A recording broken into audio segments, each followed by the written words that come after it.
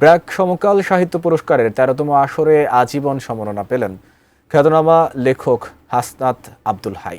শুক্রবার রাতে রাজধানীর সোনারগাঁও হোটেলে বর্ণাঢ্য অনুষ্ঠানের মাধ্যমে পুরস্কারপ্রাপ্ত লেখকদের নাম ঘোষণা করা হয়।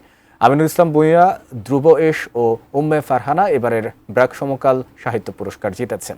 ২০২৩ সালের ৩ শ্রেণীতে ৪৬৭টি জমা পড়া বইয়ের মধ্যে প্রবন্ধ ক্যাটাগরিতে আমিনুল ইসলাম ভূঁইয়া, প্লেটো প্রবেশিকা, আত্মজীবনী ভ্রমণ ও অনুবাদ শ্রেণীতে ধ্রুব এশের আমাদের পরবাস্তব টাউনের দিনরাত্রি এবং কবিতা ও কথা সাহিত্যে উম্মে ফারহানার টক টু মি বই পুরস্কারের জন্য মনোনীত করেন জুরি বোর্ড। বাংলা সাহিত্যের প্রসার ও লেখকদের অনুপ্রাণিত করতে গত এক যুগেরও বেশি সময় ধরে লেখক ও সাহিত্যিকদের সম্মাননা দিয়ে আসছে ব্র্যাক ব্যাংক ও দৈনিক সমকাল। সাহিত্য পুরস্কারের এই আয়োজন অব্যাহত রাখার ঘোষণা দেন আয়োজকরা।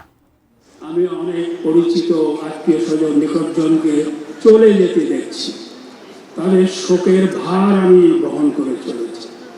বার্ধক্য মানে শোকের বোঝা নিয়ে বাঁচা, এটা কষ্টের, কিন্তু আমাকে বাঁচতে হচ্ছে। আমি চলে যেতে পারছি না। কেন পারছি না? তিনটা কারণ।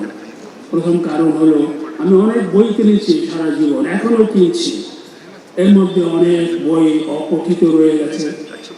আমি অনেক কিছু নিয়ে লিখতে চাই, এখনো কিছু লেখা হয়নি, আমার লিখতে হবে।